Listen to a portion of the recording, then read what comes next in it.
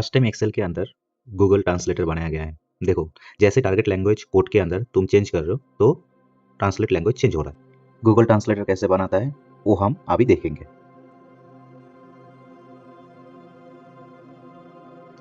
इसके लिए हमें क्या करना है, सबसे पहले Alt 11 प्रेस कीजिए, F11 सॉरी।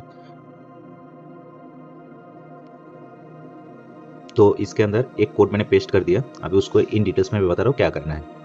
फंक्शन ट्रांसलेटर, उसके अंदर ट्रांसलेटर टेक्स्ट वो जो है फंक्शन बना लिया। उसके नीचे देखो dim HTTP as object, dim URL as string, dim response as string. If source text then उसको हम ब्लैंक कर दिया। सो ट्रांसलेट टेक्स्ट को भी हम ब्लैंक कर दिया। एग्जिट फंक्शन, इनकेस वो दोनों के अंदर ब्लैंक रहेगा तो हम फंक्शन को एग्जिट कर लेंगे और इसको इफ क्लोज कर दिया। फिर क्या किया, फिर हमने किया सेट HTTP क्रिएट ऑब्जेक्ट। हम एक ऑब्जेक्ट क्रिएट कर रहा हूँ। जो ऑब्जेक्ट जो क्रिएट कर रहा हूँ उसका सबसे इंपॉर्टेंट पार्ट ये है कि हमें उसके अंदर जो लिखा है ना MS-XML2 डॉट XML HTTP, ये बहुत इंपॉर्टेंट है, ये अच्छे से देख के रखना। फिर हमें एक URL बनाना है।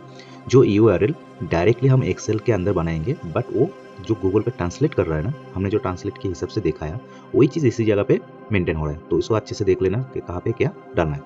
ठीक है, कोड तो दिया ही हुआ है, देख लीजिए। फिर हम क्या किया, HTTP को, ये जो कोड है देखो, ये कोड को अच्छे से देख लेना।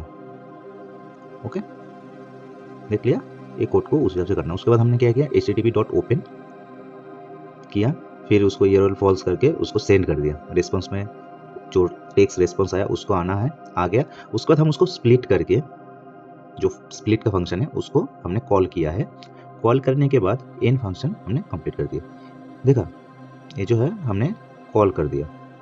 ओके, कॉल करने के बाद हमारा काम हो गया। अभी देखो ऊपर क्या क्या है, अभी हमें ऊपर जाके देखना है। ऊपर में जाके क्या देखना है, ट्रांसलेटर टेक्स्ट है जो फंक्शन का नाम है, उसके अंदर source text, source language and target language करके रखा है। वो चीज़ मैं फिर से आपको दिखा रहा हूँ। उसके बाद हमें इसी जगह पे काम कंप्लीट हो गया और फंक्शन का नाम बोला ट्रांसलेट टेक्स्ट। ठीक है, क्लोज कर दो।